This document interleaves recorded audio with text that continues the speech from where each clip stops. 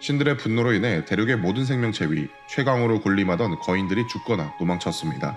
신들의 가호를 받고 지상에 뿌리내렸던 생물들은 자신들을 통치하던 거인들이 사라지자 큰 혼란을 겪게 되었죠. 신의 가호가 있다지만 거인들보다 나약했기에 그들이 정해준 일만 해왔을 뿐, 평생을 거인을 위해 살아왔던 그들은 스스로 살아가야 할 날이 오자 광야에 던져진 어린아이와 같이 두려움에 떨었습니다.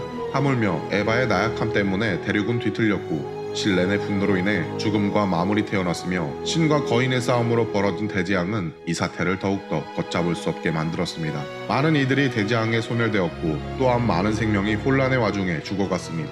이들은 간절히 신에게 구원을 갈구했지만 신들은 결코 응답하지 않았습니다.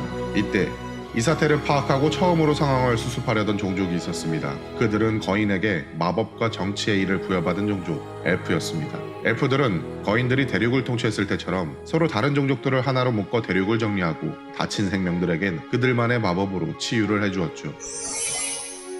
하지만 엘프들은 거인들만큼 대륙을 다스릴 만한 능력이 없었습니다. 현명하고 지혜로우나 오크만큼 강하지 않았고 드워프만큼 섬세하지 않았으며 아르테이아만큼 자유롭지 못했습니다. 이에 처음으로 반기를 들고 일어난 세력이 생겨나게 되는데 그들은 파그리어의 가호를 받은 불의 종족 오크였습니다. 엘프가 우리보다 강한 종족인가? 과연 엘프가 우리를 다스릴 자격이 있는가? 우리는 감히 우리보다 약한 자들이 우리 위에 군림하는 것을 용납할 수 없다. 거인에게 전쟁과 치안의 일을 부여받은 오크들은 평생을 전투 속에 살아왔고 그것을 자랑스럽게 여겼으나 엘프들은 대륙의 평화와 안정만을 추구했기에 이들과 성격이 맞지 않았던 것이었죠. 그래서 오크들은 그들의 방식대로 엘프와의 싸움을 선포했고 전쟁을 벌였습니다. 엘프 또한 몰려오는 오크들을 막기 위해 발시위를 당겼고 그들의 특기인 마법을 쏟아부었습니다. 그러나 오크의 군사력은 실로 두려울 정도였습니다. 그들은 잔인하고 피 튀기는 이 전쟁을 자랑스럽게 생각했으며 혹여나 이 전투 속에 자신이 죽더라도 승리를 위한 명예로운 죽음이라 여기며 당당하게 죽음을 받아들였습니다. 순식간에 대륙의 대부분은 오크의 점령하에 들어갔고 엘프들은 대륙의 구석까지 밀려나는 상황이 되었습니다. 이에 엘프의 여왕인 베오라는 다른 종족들을 찾아가 도움을 요청하게 되는데 그 첫 번째는 마프로의 가호를 받은 땅의 종족 드워프였습니다. 땅의 종족이여, 우리를 도와라. 저 흉폭한 오크의 무리가 힘만을 앞세워 평화를 깨고 우리를 핍박하는구나. 어서 나와 우리와 함께 저들을 단죄하자. 드워프들은 거인들에게 금융업과 공업의 일을 부여받았기에 막대한 자본력이 있었고 무엇보다 그들이 만든 무기와 방어구를 사용한다면 이 전쟁에서 싸워볼 만하다고 판단했습니다. 하지만 드워프들은 엘프의 도움을 냉정히 거절했습니다. 섬세하고 진리를 따르는 성격을 가진 그들이 보기엔 이미 군세는 오크에게 기운 상태였으니 약자의 손을 들어줄 리 만무했죠. 엘프들은 분노했지만 달리 도리가 없었습니다. 그리고 두 번째로 찾아간 종족은 사이아의 가호를 받은 바람의 종족 아르테이아였습니다. 바람의 종족이여, 우리를 도우소서. 저 배우지 못한 오크의 무리들이 힘으로 우릴 핍박하고 있습니다. 저희와 함께 저들에게 스스로의 어리석음을 깨닫게 해야 합니다. 그러나 아르테이아들은 거인마저 포기한 자유로운 종족, 그들은 무엇에도 얽매이지 않는 성격을 가졌기에 언제나처럼 대륙의 정세나 전쟁 따위에는 전혀 관심이 없었습니다. 그래서 그들은 어느 편에도 들지 않기로 마음을 먹고 더더욱 깊숙한 오지로 숨어들었습니다. 그들이 숨어든 오지는 1000년 이상의 세월이 흘러 발견되었고 후세의 인간들은 그곳을 말하는 섬이라 불렀습니다. 그렇게 아무런 소득도 없이 돌아온 엘프의 왕 베오라, 그녀의 머릿속엔 온통 걱정과 근심만이 가득했습니다. 이대로만 간다면 남아있는 대륙마저 오크에게 빼앗길 게 분명한데 마땅히 떠오르는 대책이 생각나지 않았죠. 그렇게 깊은 한숨을 내쉬고 있을 때 그녀의 앞에 나타난 이들이 있었으니 그랑카인의 실수로 탄생해 버림받은 피조물, 신들에게 아무런 가호를 받지 못하고 거인들의 잡일만 맡아 노예로 살았던 종족 인간이었습니다. 인간은 거인들이 사라지자 노예에서 해방돼 자유를 얻게 되었고 신들의 가호를 받은 다른 종족들이 대륙의 혼란 속에서 신들을 찾고 있을 때 그들은 제일 먼저 스스로 생각하고 움직였습니다. 대륙 중심에서 가장 먼 곳으로 떠나 각자 흩어져서 작은 나라들을 세웠으며 노예로 살았을 때 몰래 보고 배운 능력들을 활용해 살았습니다. 엘프의 정치를 보고 배워 신분과 직업을 만들었으며 오크의 전투를 보고 배워 나라의 치왕과 군대를 만들었고 드워프의 손기술을 보고 배워 도구와 무기를 만들어 사용했습니다. 하나하나 따져보면 어설프게 따라하는 모습으로 보였지만 아무것도 없는 백제 점 하나를 찍었기 때문인지 무수히 많은 점들이 모여 선이 되었고 면이 되었습니다. 그것이 가능했던 종족이 아무것도 없이 태어나 스스로 생각하며 발전하는 종족, 인간만이 가능했죠. 다시 이 이야기는 엘프의 왕 베오라 앞에선 인간의 등장으로 돌아옵니다. 한숨을 쉬던 엘프의 왕 베오라의 눈앞엔 인간들이 엎드려 있었습니다. 그중 한 명은 머리 위에 나뭇가지를 엮어서 흉내낸 왕관을 쓰고 있었죠. 그는 자신이 인간의 대표라 칭했습니다. 무슨 일인가? 비천한 인간들의 우두머리여. 이제 너희들마저 우리를 조롱하러 온 것인가? 그러자 인간의 대표는 더욱더 머리를 조아리며 조심스럽게 말을 꺼냈습니다. 그렇지 않습니다. 현명하신 엘프의 왕이시여. 인간은 비록 비천한 동족이지만 저희의 미약한 힘이 도움이 될 수 있을까 하여 찾아온 것입니다. 인간들은 비록 신들의 가호도 없는 노예 출신이지만 스스로 나라를 세우고 정치와 전쟁을 해본 경험을 어필하여 엘프의 왕에게 이야기해 주었습니다. 그리고 이 말을 들은 엘프들은 속으로 크게 기뻐했죠.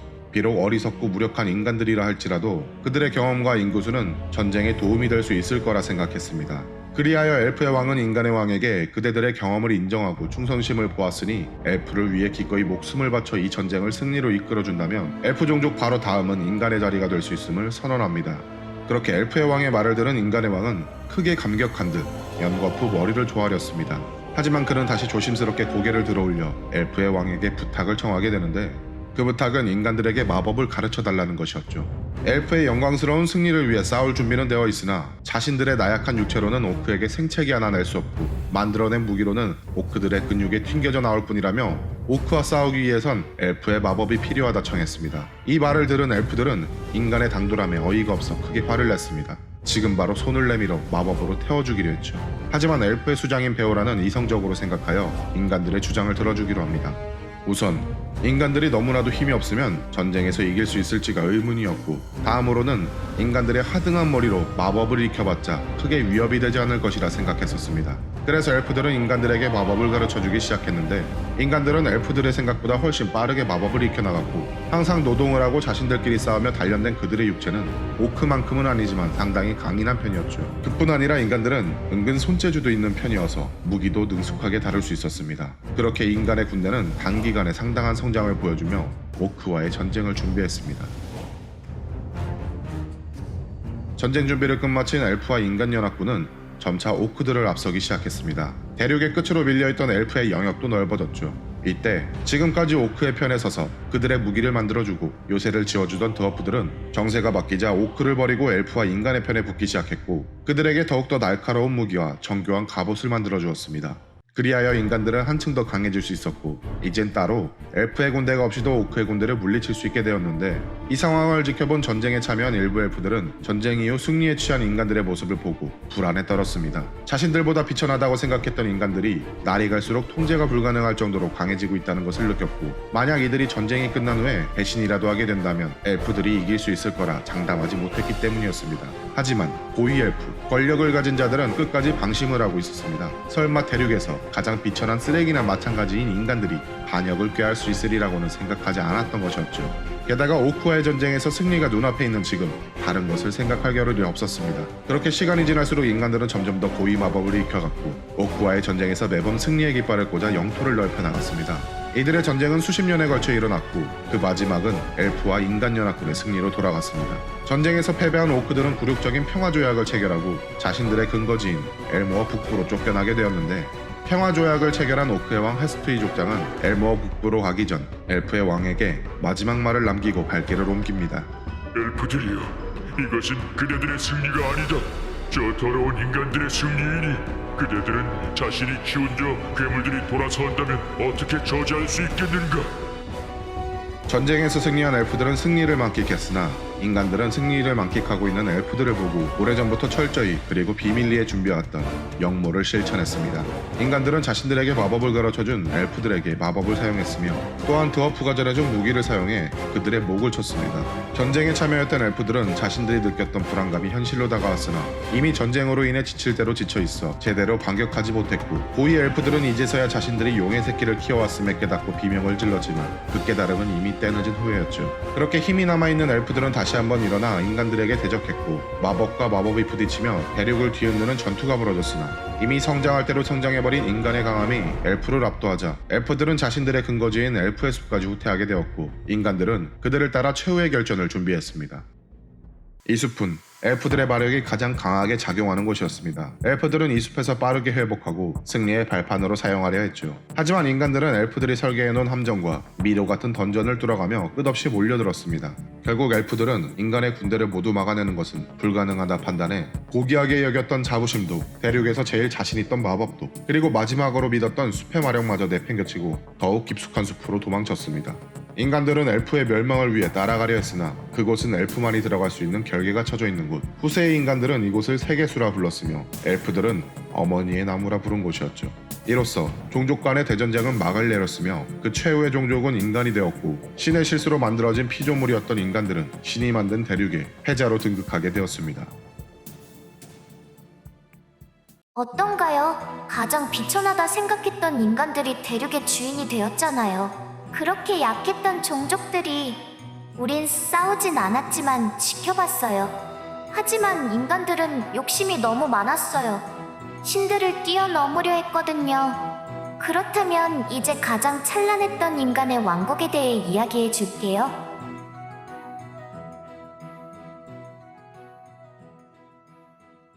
종족 간의 오랜 전쟁이 끝나고 인간이 대륙을 통치하기 시작했을 때 그들 사이에선 원시적인 형태의 작은 국가들이 생겨났고 서로의 땅을 갖기 위해 영토 전쟁을 하기 시작했습니다. 이 전쟁엔 엘프에게 마법을 배운 인간들이 있었으며 엘프와의 전쟁에서 우연히 발견된 성물의 힘을 얻고 가장 강함을 나타냈던 인간 세력 에티나족이 있었습니다. 이들은 자신이 갖고 있는 힘으로 사람들을 보호했으며 악의를 품은 적들에겐 겁을 주며 자신들의 왕국을 세워나갔습니다. 그리하여 인간들의 영토 전쟁은 에티나족의 족장이었던 슈나이만에 의해 끝나게 되었고 그는 나뉘어져 있던 아덴과 엘모 지방을 통일하고 하나의 거대 제국을 세웠습니다. 이에 슈나이만은 자신이 세운 제국의 이름을 엘모아덴이라 정하고 그의 조부가 쓰던 나뭇가지를 엮어 만든 왕관은 찬란히 빛나는 보석으로 장식된 금관이 되어 그의 머리 위에 얹혀졌으니 그는 자신 스스로를 황제라 칭했습니다. 그렇게 대륙 최초의 황제가 탄생했고 슈나이만은 후세에 거의 신과 동등한 존재로까지 비춰지게 되었습니다. 허나 대륙의 절반 이상이 슈나이만에 의해 통일되었으나 통일된 왕국을 유지하는 것은 결코 쉬운 일이 아니었습니다. 인간들은 슈나이만의 강함을 누구보다 잘 알고 있으나 그 위엔 신들이 존재한다는 것을 알고 있었죠. 그로 인해 생겨난 것이 종교였고 종교에 관심이 생긴 인간들은 황제인 슈나이만 대신 신을 숭배했습니다. 하지만 그들이 섬기는 신 중엔 자신들의 창조주인 어둠과 파괴의 신 그랑카인이 있었죠. 이는 슈나이만이 제일 증오하는 신이기도 합니다. 신들이 거인을 멸하고 더 이상 지상에 관여하지 않겠다 했으나 지상에서 자신들이 만들어낸 피조물들끼리 재미난 일을 하고 있었으니 신들은 그 끝을 보기 위해 자신들만의 세계에서 지상을 관찰하고 있었습니다. 그런데 그 피조물들이 서로를 죽이며 대전쟁을 벌여나갔고 대륙의 지배자가 그랑카인에게 버림받은 인간이 되었으니 그랑카인의 찌꺼기가 제법이구나. 아이나사들은 대륙의 대전쟁이 끝나고 나서 인간들의 삶을 지켜보고 있었는데 미처 생각하지 못했던 일이 벌어지게 됩니다. 그것은 대전쟁의 시대에서 죽은 자들, 전쟁으로 많은 생명체가 목숨을 잃었고 그 육신과 영혼은 원래라면 소멸했어야 하나 파괴의 신 그랑카인이 죽음의 세계에 혼자 있을 신렌을 위해 모든 지상의 생명은 소멸 대신 죽음의 세계로 향하도록 바꾸었었죠. 그래서 지상에서 죽음을 맞이한 생명들은 신렌이 지배하고 있는 죽음의 세계로 흘러들어갔고 거기서 처음 본 신렌을 주인으로 여기며 숭배하기 시작했습니다. 그들의 숭배는 신렌을 강하게 만들었고 힘을 얻은 신렌은 부활을 꿈꾸며 자신의 현신 릴리스를 창조하여 추종자들에게 영원한 생명과 힘을 부여해 전속으로서 돕게 했습니다. 그렇게 신렌은 대륙을 점령할 군대를 만들었고 그 중에는 영웅인 자들도 있었는데 그들은 릴림, 불사의 힘을 가진 영웅들이었습니다. 이때 신렌이 힘을 되찾은 걸 뒤늦게 알게 된 아이나사드는 신렌에게 대륙을 빼앗길까 걱정이 되어 자신의 권능을 사용해 9명의 천사를 창조하게 되며 그 천사 중 한 명을 대륙으로 보내 그것을 막으려 했습니다. 그 천사의 이름은 아이나사드의 첫 번째 빛의 권능 아나킴이었습니다. 아나킴은 자신의 어머니인 빛의 신 아이나사드의 명으로 대륙에 헌신했습니다. 그리고 대륙의 황제라고 불리는 인간 슈나이만을 찾아갔죠.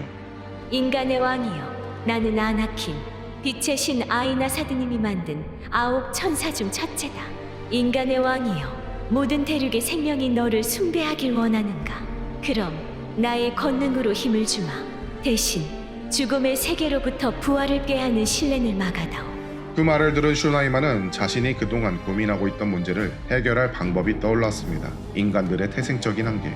그는 죽음과 파멸을 상징하는 그랑카인이 자신들의 창조주라는 사실을 굉장히 싫어했습니다. 언제나 타종족과의 비교 대상으로 열등감이 있었죠. 게다가 세상에 다른 종족을 만들고 남은 찌꺼기가 자신들을 이루고 있다는 신화는 그대로 받아들이기에는 너무나도 수치스러웠고, 자신이 만든 새로운 제국을 위해 그리고 후세에 남겨질 나라를 위해 새로운 신화와 역사가 필요했습니다. 그런데 이때 나타난 것이 천사 아나킴.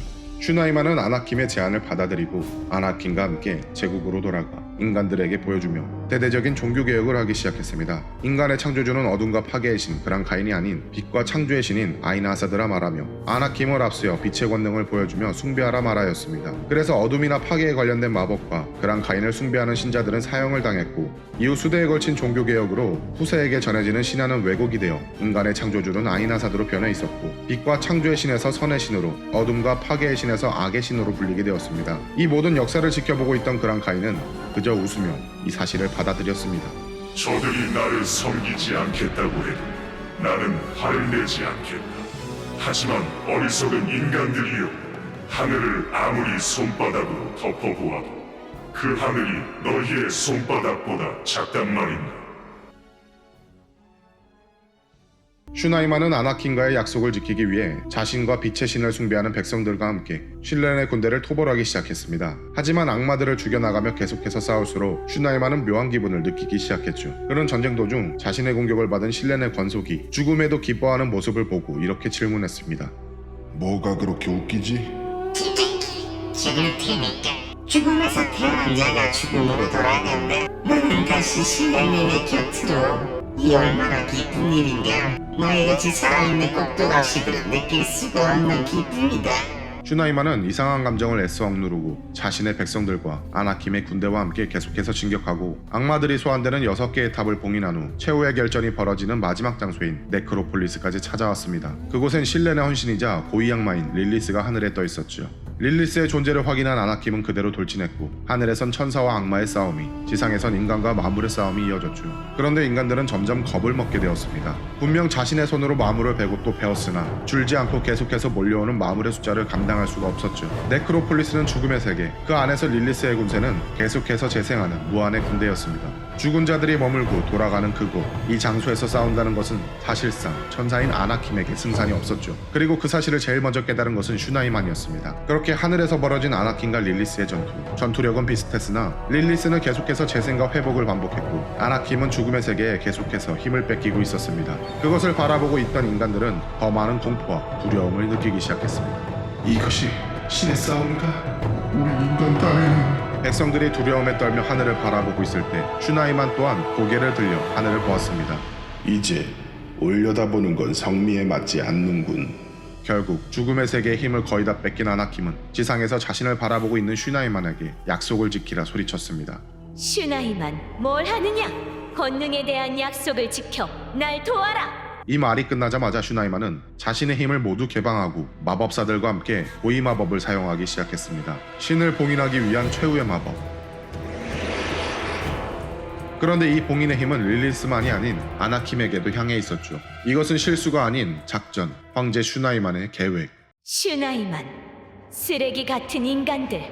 빛의 권능을 나눠준 은혜를 이렇게 갚다니. 권능? 웃기지 마라. 권능이란 이름의 목줄이 아니더냐. 인간들은 신들의 꼭두각시가 아니다.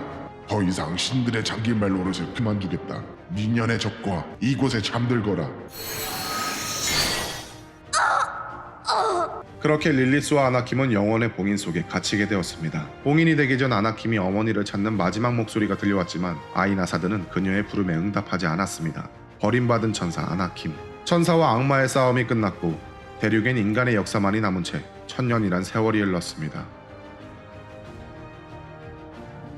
창세의 역사는 이제 끝이 났고 인간의 역사가 시작되었다. 대륙 최초의 황제 슈나이만 이후 많은 황제들이 왕위를 이었고 그들은 나라를 다스렸으나 너무나도 나약했다. 그럼에도 1000년이란 세월 동안 대륙의 정점은 인간임이 틀림이 없었다. 하지만 1000년이란 시간 동안 그리고 1000년 이후에도 인간들의 오만함으로 대륙엔 많은 것들이 사라지고 또 많은 것들이 생겨났다. 마치 태초의 거인들처럼 그들과 같은 길을 걷고 있었다. 어둠의 힘을 배워 타락한 인간이 생겨났고 또 그 인간에게 속아 흑마법을 배운 엘프 종족이 탄생했다.